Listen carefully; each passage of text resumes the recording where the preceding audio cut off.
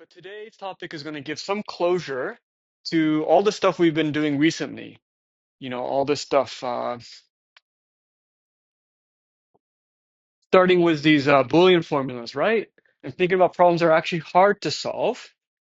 Can you figure out if a Boolean formula has a satisfying solution in polynomial time? And extending that into variants like 3-sat, CNF-sat, uh, so forth, right? Starting to get things like, oh, you can get a thing for 3-sat if and only if you can get something for Boolean sat more generally. We did this 2-sat versus max 2-sat thing. Even though those problems would seem very similar, they have very different characteristics algorithmically. Subset sum was also kind of more of the same story, but maybe the twist this time is that it's maybe more surprising that subset sum turns out to be hard because you think adding numbers is simple. We also did longest path. You can do longest path in a DAG, in fact, extremely fast. The longest path in a graph turns out to be quite general, right? By some clever techniques, you can encode SAT formulas inside. Last time we did independent set, okay? And we also looked at structured versions of independent sets. If I limited the kind of graph you're operating on, like an interval graph or a tree, in fact, you can start getting some algorithms. Yeah, so there's two things going on. One is finding all these problems that turned out to be quite challenging. We don't have an algorithm for them yet. And two, uh, uh, we often find variants in a problem or nearby problem that are in fact are solvable, so that you can see that there's really a fine line between what we can do and so far we can't. Now we've had questions about like, well, how strong are these connections? Are these problems we can't solve altogether and stuff like that? So we'll address some of these high level topics in this lecture. Okay, good. So what all these problems have in common is that they were all search problems. Okay, search problems really being characterized by you could recognize the thing you're looking for if you saw it, like a Hamiltonian path. It may be very hard to find a Hamiltonian path. But if someone says, hey, here's a Hamiltonian path, it would be very easy for you to check that it's a Hamiltonian path, right? So by search, I really mean you can recognize a thing if you find it, but it might take a long time to find it. Subset sum, obviously, it's easy to check if a bunch of numbers add up to t. Okay? So these are search problems. And, for these search problems, we started showing that they're related by various reductions. Yeah, this seems a little bit out of order, actually. Okay. All right. Okay. Now here's the main argument I want to make. Okay. I want to first argue that every program uh, is a circuit. Oh, actually, let me go back up. I think I forgot something. Did I forget something? No, I didn't. Okay. Okay. So we're going to try to argue that every program is a circuit. But first of all, does anyone know what this is? Is it a computer? Does anyone know which computer it is?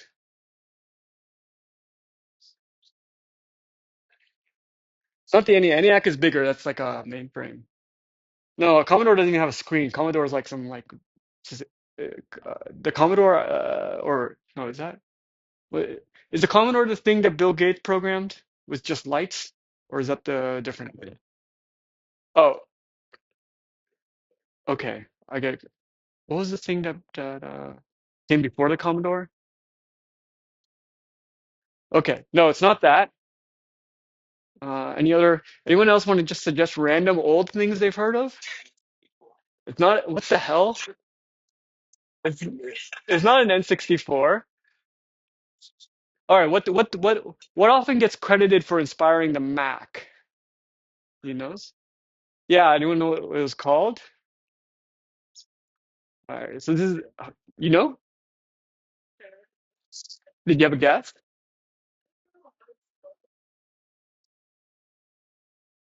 No, it didn't have a D. Do you know where it was made? Xerox PARC. Do you know what PARC stood for? Huh? No. Okay, the first letter is a P. No, what I think is Palo Alto Research Center.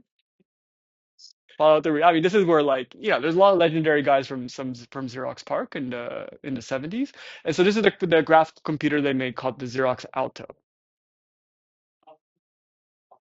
Yeah. Okay. Uh, yeah, lots of it. Okay. If you learn one thing today, it's to go watch a bunch of Alan Kay talks on YouTube because they're very fun and interesting, and like kind of conceptually interesting talks. Okay. So I want to argue that every program is a circuit. So what I mean is that every polynomial time algorithm, yeah, at some level is a polynomial time circuit. Okay. And it's going to be a little bit high level.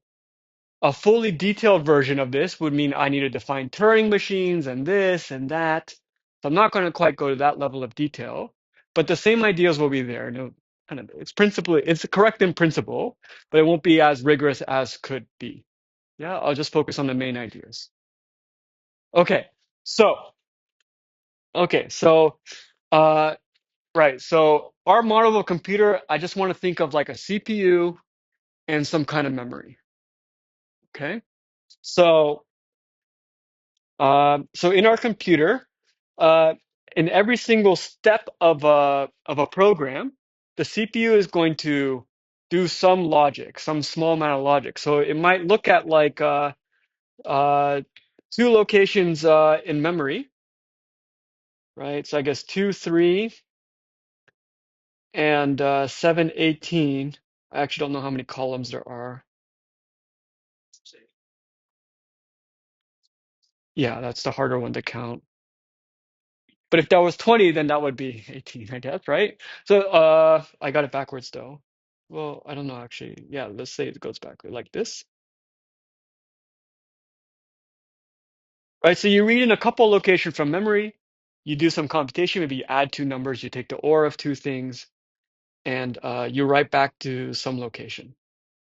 4, 5, 6, 7, 8, 9, 10. There's 19 columns? Really?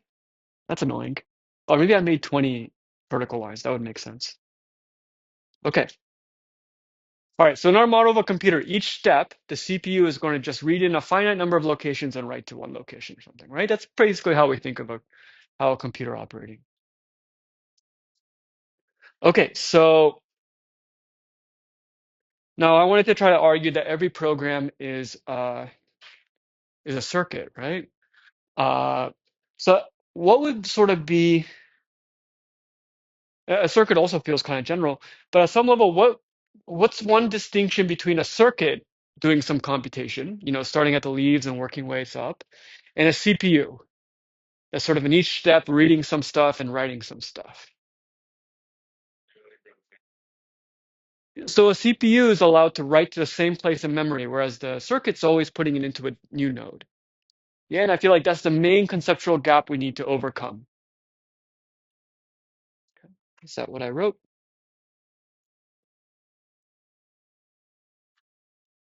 Okay, good.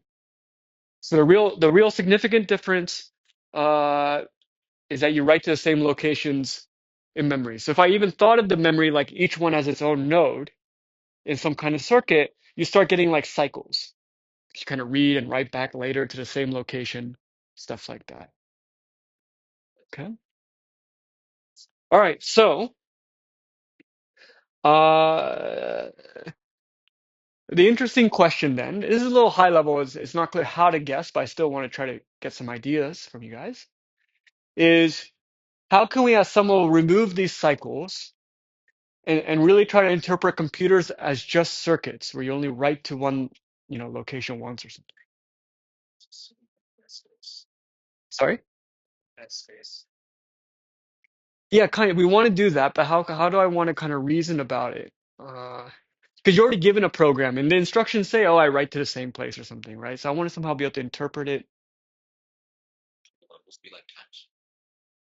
Sorry? Oh, okay. This is a great idea. So, okay, so this is a trick that you guys have seen many times, actually. At some level, it's like a graph reduction trick. Okay, so what I'm going to do is basically add timestamps, and basically, in effect, I'll get near infinite memory. But we're going to parameterize everything by time. right? Like here's your state of memory at time 0. Yeah. And from there, oh, that's not good. That's not good. Where did my line go? How did I? Oh well. Okay. So at time 2, you read and you write some stuff. Okay, and you get some new memory at time 2. And then you read and write some stuff, and you get something at time 3. And you read and write some stuff, and you read and write some stuff, right? So we can make a layered graph where each layer represents the state of the memory at time 0, the state of the memory time 2, stuff like this. Sorry, this is really upsetting. Um, and so forth, right? So I can imagine this starting to look like a circuit where like all the lines I don't draw. So from one layer to the next, you copy all the memory over, but you only make one update, based on that algorithm. Okay. But now you can start to see a circuit that's drawn kind of horizontally instead of vertically. And now it's just a matter of formalization of, calling each memory location a node or something. So good. So the question is now, how big is the circuit? Right? Because I want to argue that a polynomial time algorithm sort of maps to a polynomial sized circuit.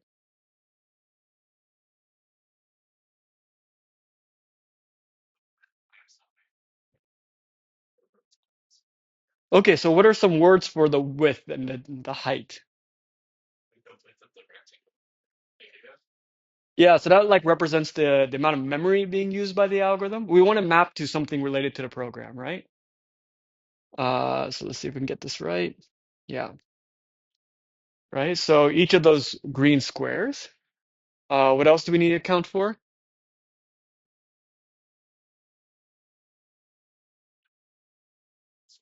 Time. Yeah, so it'll be multiplied by time. There's one more thing that we should account for. Yeah, so some kind of like size of CPU, which however complicated CPUs might be, the point is that the size of the CPU is independent of your input size. Yes, for the sake of this idealized argument, it's just a constant. Okay. Okay, good. Now we want to bound the size of memory you need in your program.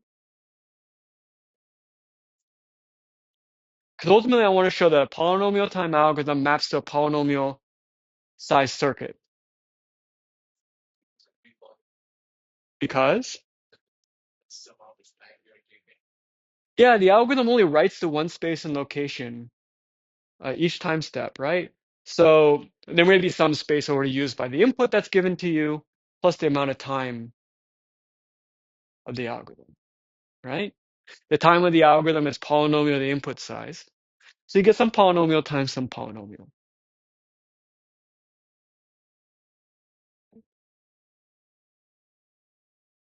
All right. So that's a little bit hand wavy. Uh, but in this way, you can start thinking of any polynomial time algorithm as ultimately a polynomial size circuit. Yeah, given sort of like the machine code of an algorithm, you can kind of come up with a circuit.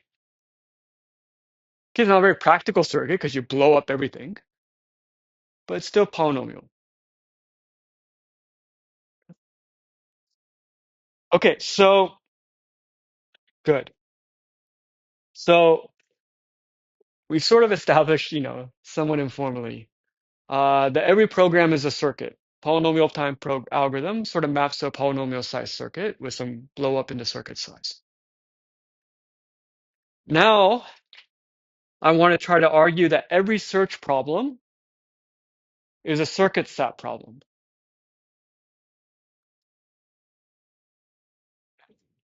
So I want to try to argue that every search problem can be at some level be solved by circuit stat. All right. So again, here are some of our search problems. And the defining feature is that there's these decision problems where every affirmative has some kind of proof or certificate. If there is a Hamiltonian path, then you should be able to produce a Hamiltonian path where I can double check your answer. Right? So we call that a proof or a certificate. Okay, and that's really the only property we have to use about search problems because we want to address all search problems at once, right? This is not just independent set. This is not just SAT, right? I want to say that any search problem can be solved by circuit SAT. So the only property I really know about them is that there's some way to verify a yes answer in polynomial time. And it's the only thing we'll use. Okay. So, has everyone seen this movie? Oh, you haven't?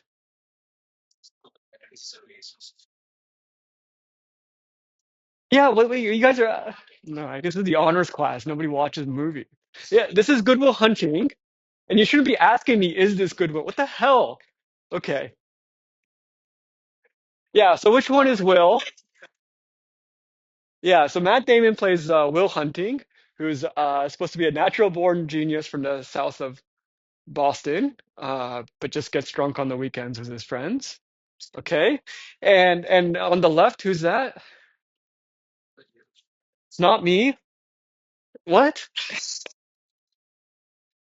Okay, you can either name the actor or the name of the character. Either one's fine. But what's going on here? Huh?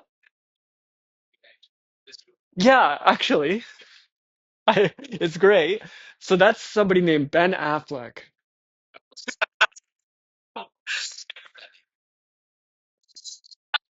That doesn't look like Ben Affleck? Are you aware? Wait, okay, maybe we should pause the lecture for a moment. Wait, what do you mean alcohol? Well, I've seen him in movies because I've seen Good Will Hunting. Um, okay, so first of all, this is a remarkable story because they wrote the script together and it got best screenplay. And anyway, so developing the movie was remarkable. But anyhow, okay, so what's the point? So Matt Damon is supposed to be some natural born genius. He can solve math problems. But he also had this really rough childhood where he was kind of beat up by foster parents and stuff, so he kind of can't get his crap together. And then Ben Affleck plays Chucky, who's his friend without remarkable abilities. He's just kind of friendly guy, loyal guy. Okay, and they hang out on the weekends. They go to the batting cages and do whatever they do. Right? They sneak into bars underage, things like this. Okay, they're roughly your age in this movie. Okay, got stuck. All right. Okay, so Matt Damon's supposed to be a genius. Ben Affleck is a little more relatable. Okay, Good Will Hunting and Chucky. They're at a bar. Okay, so let's say they're having a conversation, right? And they're talking about some kind of SAT formula. Okay, and Chucky, Ben Affleck, asks Will Hunting, is this formula satisfiable? Okay, and Will Hunting, of course, despite his childhood trauma, is a genius. So he thinks about it and he says, yes. Okay, you can satisfy this formula. Huh? C is a Greek symbol that sometimes. Oh, really? Okay. Yeah, I've never had so much difficulty with this part of the lecture. Okay. So Will Hunting thinks about it and says, yes, this formula is satisfiable. Okay. And then Chucky says, okay, I don't believe you. I don't believe it's satisfiable. And Will Hunting says, well, here's a satisfying assignment. Okay. And and and Chucky in his with his limited power can still go and check that it's a satisfying assignment, right? So he thinks for a little bit, he thinks for some polynomial amount of time. Yeah, and he says, okay, cool. Yeah, all right, it is satisfying assignment. And what does Will Hunting say? No. Yeah, well, you have to see the movie or to spend a minimum amount of time on the internet. All right, so Will Hunting iconically says, how you like them apples? Is this lost on you completely? Is that where this is from? All of YouTube's going to know that you guys haven't seen this movie. I mean, like, what's going on at Purdue? Okay. All right. So Will Hunting says how you like them apples because that's what Will Hunting says. Okay. This is important. Okay.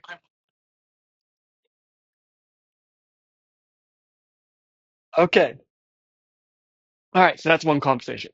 So the next day they're talking about independent set. Okay. Chuck says, okay, is there an independent set of size K? Gives some problem to Will. And Will says, yes. Okay. And then Chucky says, I don't believe you. Okay. But Will Hunting says, well, here's an independent set of size K. And he lists off the vertices. Okay. And then Chucky says, okay, well, let me check. Yeah. Spend some polynomial time. And he says, okay, cool. Right. And what does Will Hunting say? Will Hunting says, how you like them apples?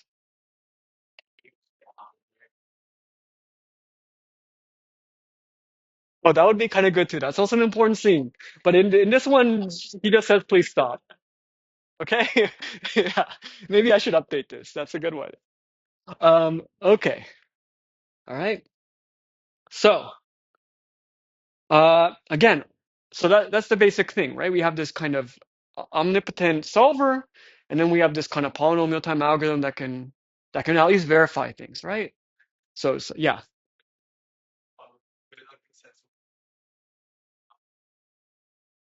Um, Unclear. Yeah. So these it's not clear how to actually verify that there isn't a Hamiltonian path in a graph. There is no obvious certificate.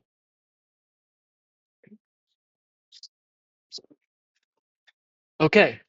So let's break this down. So you have this with these search problems, you have these polynomial time search problems. So there's satisfying assignment, let me check, and you spend some polynomial time. What's going on in there, right? That polynomial time algorithm, we just kind of argued, is some kind of polynomial size circuit, or can be understood as a polynomial size circuit, can be converted into a polynomial size circuit. Actually doing it may require more detail than the level at which I presented, but in principle, a polynomial time algorithm can be converted to a polynomial size circuit, right? And that polynomial size circuit checks to see kind of thing, right? Okay, so, right, okay, so you have this polynomial size circuit in the middle. So, so all these problems, again, have some kind of polynomial time algorithm that can verify it, a solution, right? And again, I want to try to show that all search problems can be solved by circuit SAT. So what's the missing gap there? Or who wants to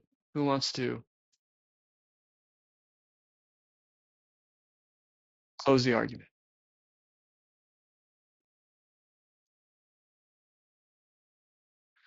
And our high-level goal is to show that circuit SAT solves any of our search problems.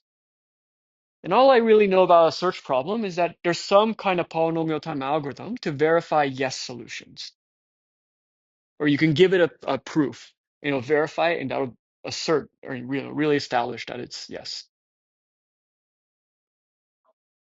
You have the pieces in front of you. It's a little bit abstract and loosey-goosey, and you've also never seen Good Will Hunting before, which is a major disadvantage. But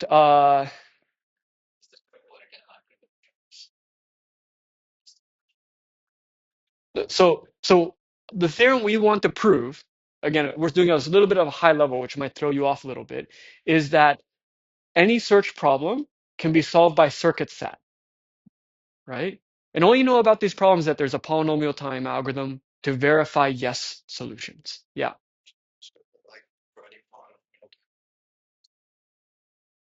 Yes. So how do we actually do the map? Yeah. So what is it? Okay. So that means that you have a black box that can solve circuit SAT, and you're just given like a search problem. And maybe you know that there's a polynomial time verifying algorithm. Yeah. What do you give to the black box? The solution to what? So that verification algorithm that takes polynomial time should map to a polynomial size circuit, right?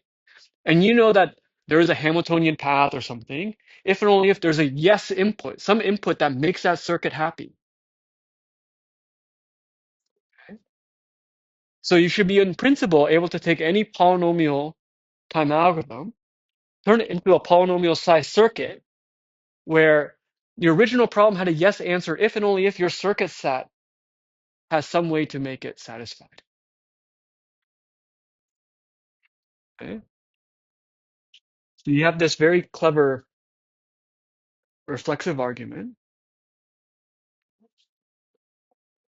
And so you get something like this. Okay? So any polynomial time verifiable algorithm should be able to be turned into a polynomial size circuit. If you can solve polynomial size circuits in polynomial time, then you should be able to solve. Okay?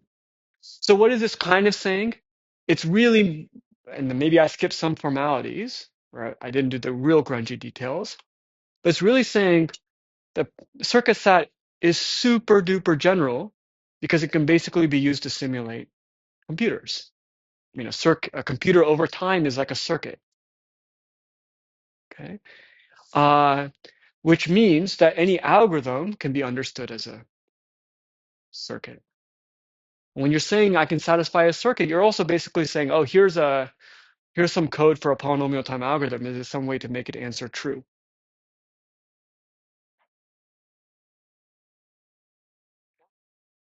So we could have done this more grungily and slowly if I broke it down into Turing machines, but it would have amounted conceptually to the same thing.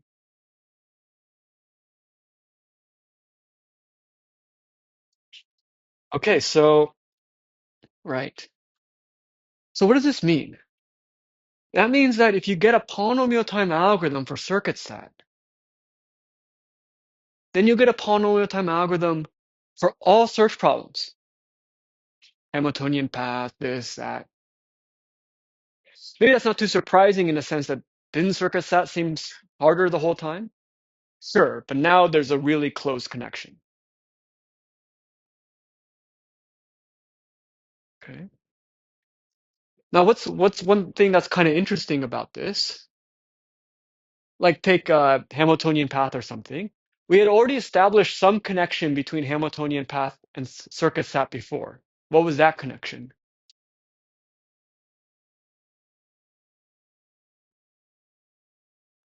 Yeah.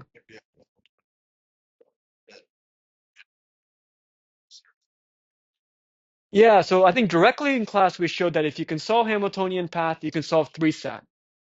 We already knew that 3-sat can solve Boolean formulas. And we also saw how to take a circuit set and turn it into a Boolean formula. That was just the assignment trick. Yeah.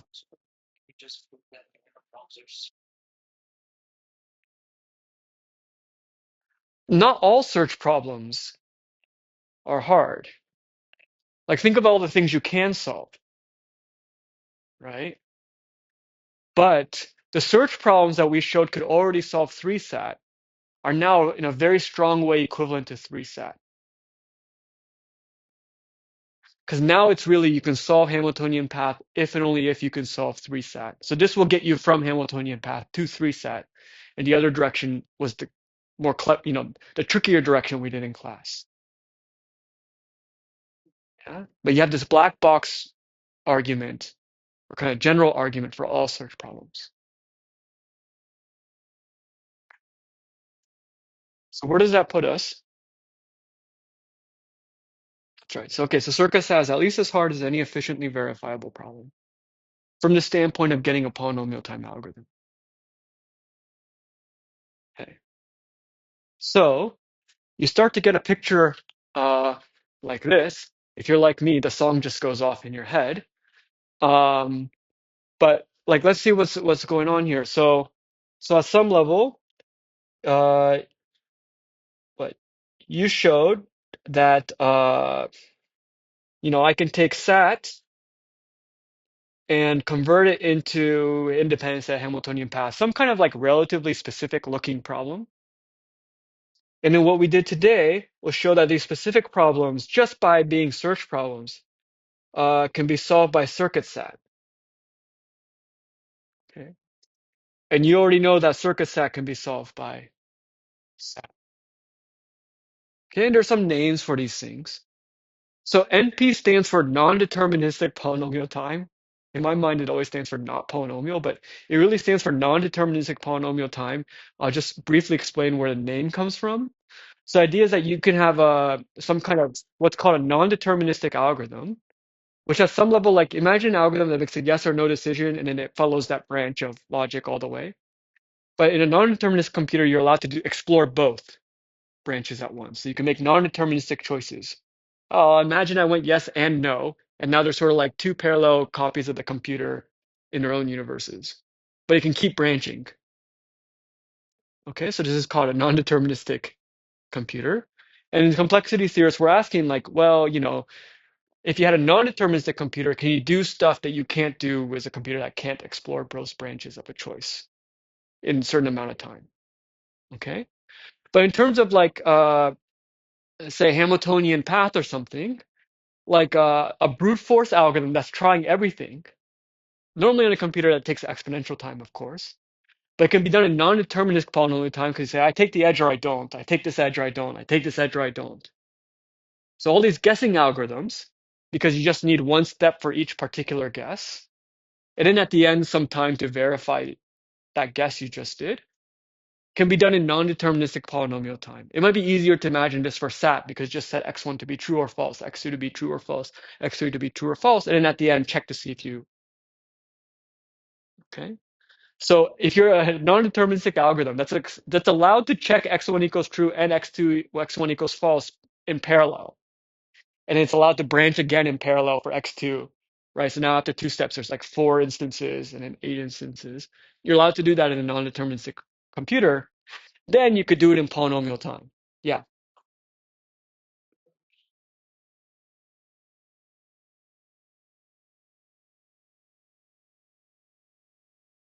Oh, is there anything that's not in non-deterministic polynomial? Well, there's things that aren't even computable, right? Like that's what Turing showed. And then, yeah,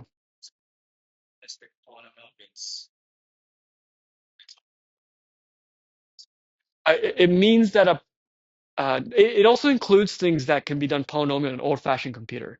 So it just means that if you had a non-deterministic com computer or whatever, that abstract thing, then you could do it in polynomial time. It's a lot of them. Certainly any search problem, because any search problem you can brute force guess.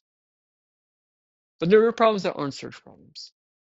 Like counting. Counting problems are of the form like how many satisfying solutions are there to this formula? Now it starts getting, I mean, even to enumerate the thing is going to take a long time, right? So there's no polynomial size certificate, or it's not obvious because if you listed off all the satisfying thing, there could be an exponential number. So you can think of stuff, but it is a very natural class. Okay, but that's where the name NP comes from. Okay, so all these search problems are in NP because they're search problems, so you can do some brute force kind of guessing. And brute force guessing you can do in polynomial non-deterministic steps. And then NP hard means it's as hard as any problem. So our theorem at some level, when we said that any search problem can be solved by circuit sat, is saying that any problem in non-deterministic polynomial time can be solved by circuit sat. Okay. And um, okay, NP hard means that this problem is at least as hard as any problem in NP. Okay, so we showed the Hamiltonian path can solve 3-sat, which can solve circuit sat, which can solve any problem in NP. Okay, so that tells you, yeah,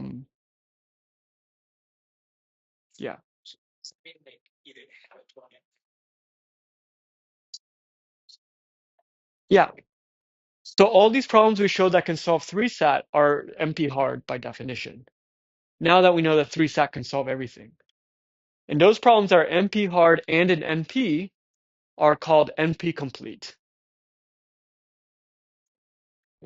So you will now get a problem algorithm for Hamiltonian path if and only if you can get a polynomial time algorithm for subset sum. If and only if you can get a polynomial time algorithm for independent set. If and only if you can get a polynomial time algorithm for whatever miscellaneous homework problem is coming up that turns out to be in this class. Okay? So yeah.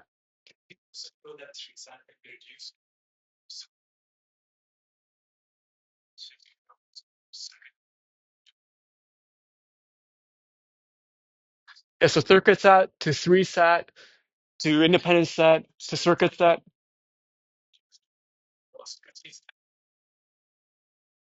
Yeah, so 3 sat was already equivalent to circuit sat because in fact it's a special case of circuit sat. But for other problems like Hamiltonian path, maybe that's where it's more surprising. So all these problems like Hamiltonian path or traveling salesman or whatever are problems of interest. And you would think they were simple based on our success with shortest path or other things. Yeah, graph coloring or something is something mathematicians love to do. Right? But graph coloring, for example, is useful if you have a bunch of telephone towers and they need to get different frequencies that don't interfere with each other. And there are all these kind of allocation, resource allocation with some constraints and stuff. Okay, so these are all natural problems you want to solve, but they turn out to be just as hard as 3-sat and basically equivalent to 3-sat from this perspective of can we get a polynomial time algorithm? Okay. So in some ways, we have been studying the same problem the whole time. Okay, so this is something with kind of profound consequences for algorithms. Any questions?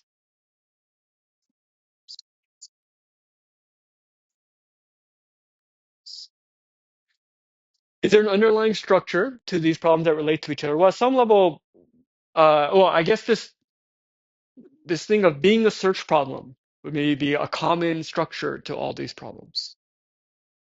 On the other hand, I sometimes think of SAT or circuit SAT as a relatively not that strong of a structure of a problem.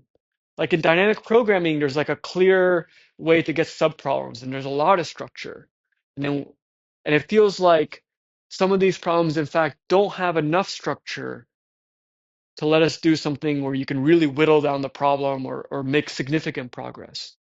Right? It's not with SAT, it's clear. I mean, SAT, it's believable that it's not clear if you should do x1 equals 2, 1, true or false or something, right? That feels like, okay, I would believe that there's not much you can do.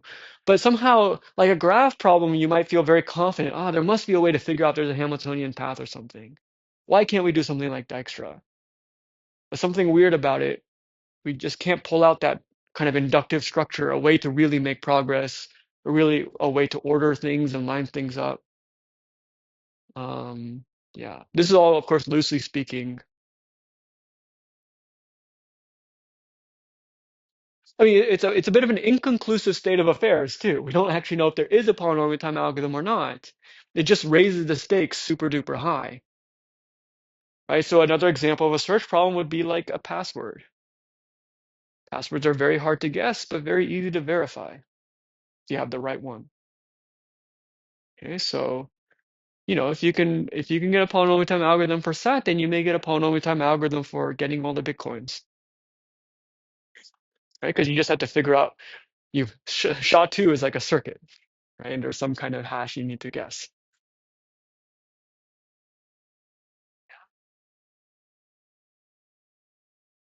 Yeah, so this is a very deep thing. Yeah, it remains like the biggest open problem of any field, right? To figure out if P is equal to NP. So P refers to polynomial time, like normal polynomial time. And we don't know if you can't solve these algorithms in polynomial time. Yeah, P is a subset of NP. So anything you do normally in polynomial time, you could do in non-deterministic polynomial time. But we don't know if there's a gap. We haven't proven there's any problem that's not in polynomial time that's in NP.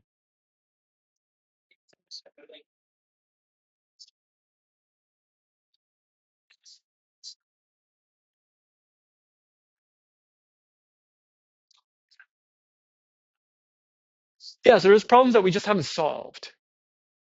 So, so a good one is graph isomorphism. So I give you two graphs, and they're isomorphic if you can kind of like take the labels of this. I mean, the question is, are they basically the same graph except you don't know which vertex is which? So can you map the vertices so that the edges match up? That's called graph isomorphism. So that problem is actually in NP and co-NP. I kind of forget the proof. So co-NP is the problems where a no answer, you can get a certificate, a verifiable certificate. Okay.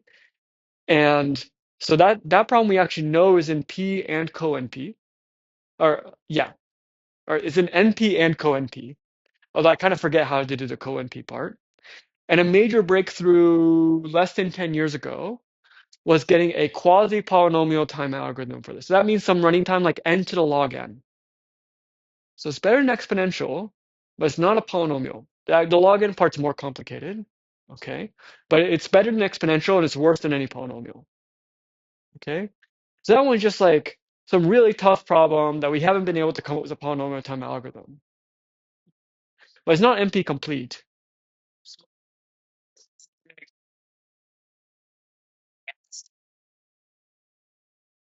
It's an NP, yeah. And if there's a certificate for no, then it's in co-NP, yeah. No, NP hard, you need to show that it solves 3-sat, or it solves really any of these problems at this point, now that they're all equivalent.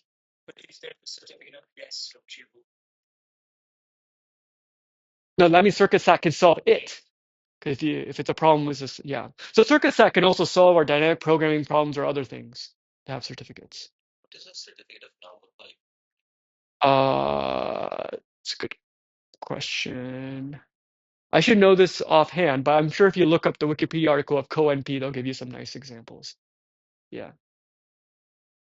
So it is a sort of a meta heuristic that everything that's an NP and co-NP that you can verify yes and no should have a polynomial time algorithm. Like there's certainly researchers out there that they're looking at some tough problem, but they established that you can certify yes and no.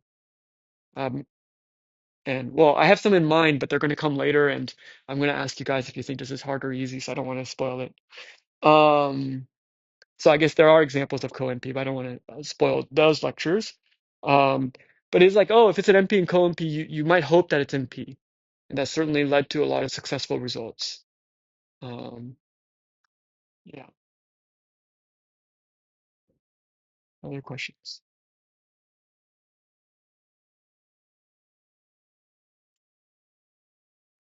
Okay, so right, so maybe I should first mention some of these papers. So the a really important paper um, that really establishes completeness. So the first part where we showed that circuit sat can solve any search problem, that's called the Cook-Levin theorem, done by Cook and Levin, but Levin was off in the USSR. Uh, so it was kind of done independently. Um, and so that was maybe 72, 71 or something. And I think this paper, I think is 70. Oh, so this is 72. So maybe Cook-Levin was 70 or 71, 1970. And so this paper is what brought it together, which is kind of what we've been doing in the past week or two, which is taking all these problems that don't look like SAT and use it to solve SAT.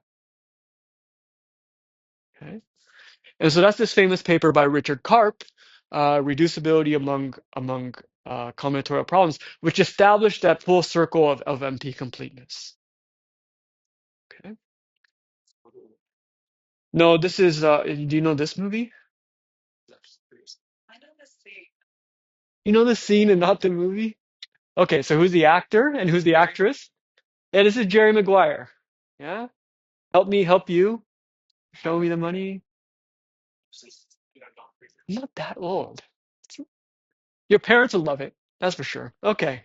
Um, Okay, so this paper is just like a banger, right? Like a large class combinatorial computational problems involve determination, simple codings or finite alpha, convert into language recognition problems. So you kind of yes no questions. Um, It is reasonable to consider such a problem satisfactorily solved when an algorithm for a solution is found which terminates within a number of steps bounded by a polynomial in the input length. And we show that a large number of classic unsolved problems, packing, routing, assignment, are equivalent, right? In the sense that either each of them possesses a polynomial bounded algorithm or none of them does. Yeah, so that's like a big sentence. And then to talk about various things, anything to point out here? Yeah, language, polynomial, complete, reducible, large number are complete and hence equivalent. Simulated by Stephen Cook, 1971. Okay. Talks about the class P. This is a lot of time when we're still debating polynomial time, running times and stuff, right? So talks about some formalities here. Now he starts talking about problems you can solve. 2SAT, minimum spanning tree, we'll do that later today. Shortest path, you'll see some more of these later on. Okay, non-deterministic algorithms and Cook's theorem. They didn't know about Levin, he's off in Russia. Okay, so let me just get to the fun part. Right, so here, all the following problems on this list are complete. He lists some of these problems. You've seen some of these. Maybe more will show up in your multiple choice or something. Directed Hamiltonian circuit, undirected Hamiltonian circuit, 3SAT, coloring is chromatic number, all these things. And then you put together this amazing diagram. Those lines just indicate how he did the reductions. This problem came from that problem, came from that problem. Okay. It's pretty good for a typewriter. I don't quite know how he drew this, but yeah. Okay. So this is an amazing historical paper. Oh, partition. I think that was on your homework or is on your homework. Yeah. Uh, no, you can't just cite this paper. Okay. All right. So I want to mention, okay. So I've often said at some level, there's only two algorithms in this class. You either identify subproblems or you change the input. Yeah. And now when we look at this circle of NP completeness, okay. So at some level, this first branch, where we go from 3SAT to Hamiltonian path or something, that was really about changing the input. Yeah. And then what did I mean by this? So I think identifying subproblems at some level is just because, well, it's a very much a dynamic programming style trick that we used to go from any search problem down to circuit set. Okay, good. I think that's all right. So any questions about NP completeness, complexity, etc.? Yeah.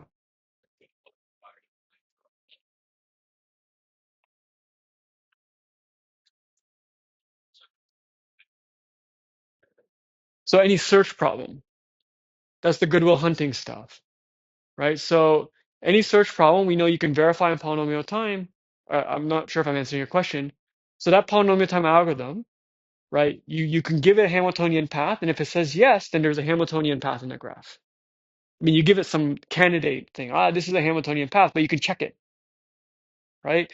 And that algorithm that checks if a set of edges is in fact a Hamiltonian path can be converted into a circuit that checks if some set of edges properly encoded forms a Hamiltonian path. Well, that's the point of this of the layers, is that there's only a polynomial number of layers, and each one is the size of the memory. So even in like the worst case, without even getting into the details of the algorithm, we can assert that a polynomial time algorithm leads to a polynomial size circuit. We weren't too detailed about it. It's more of a theoretical, high-level thing. But you might also find it believable to be like, Oh, given a graph, can you create a circuit that verifies, and then maybe you have a bunch of Boolean variables based on whether you include an edge or not. And then you just have to make a circuit that checks to see if it's a Hamiltonian path, right? Or maybe that's easier if it was like independent set, because I think you can just do in your head. So independent set, you take a vertex or not, right? And you want to make a polynomial size circuit to see if there's an independent set of size k or something, right?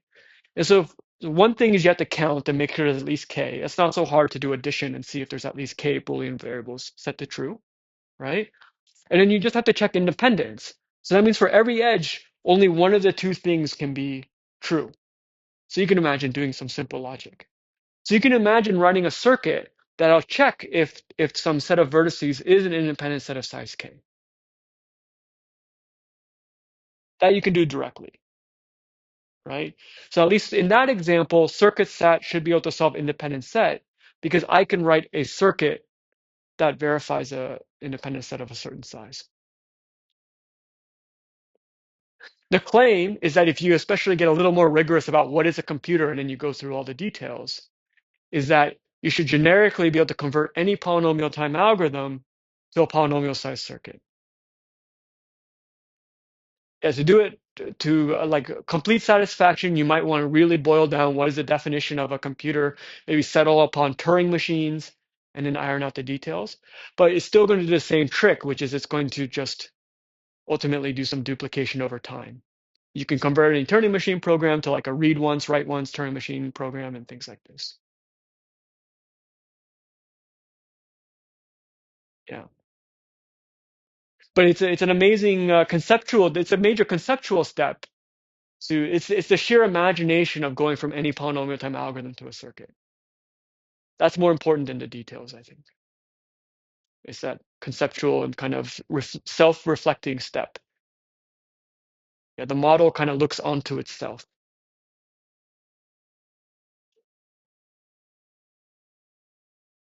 Yeah, it may take a long time for this to soak in. Like it'll take my whole lifetime. So, it should be a little unsettling.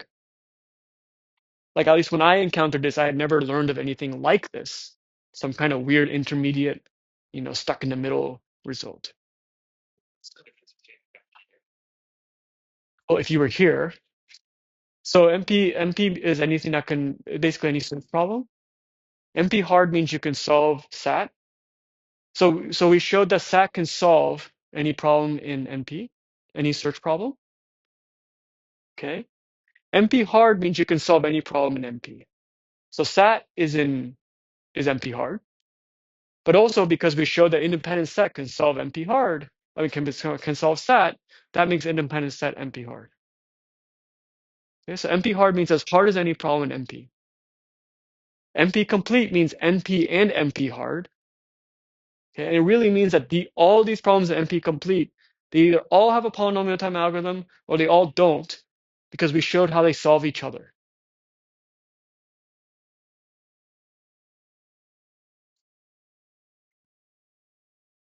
They're complete for the class. Like you can just focus on 3-SAT, you just focus on Hamiltonian path, you'll capture everything about the question.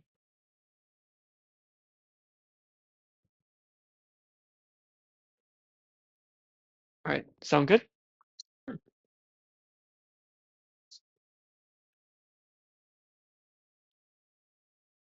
Are there NP hard problems that aren't NP? So I think if you go back to this question of how many satisfying solutions are there for a particular SAT formula? If you can solve that, then you definitely know if there is a solution or not. But it's not clear what a certificate is because there could be exponentially many. So I have trouble thinking of a polynomial size certificate and verifier for that problem. So I think that would be an example. Yeah, I should probably brush up on my complexity. But a graduate complexity class will explore this further. We're kind of only going in as far as we need to inform our algorithm design. Yeah, and there's been a lot of like heroic attacks on this problem that haven't quite worked out, but they've been interesting they've turned out to be interesting for independent reasons.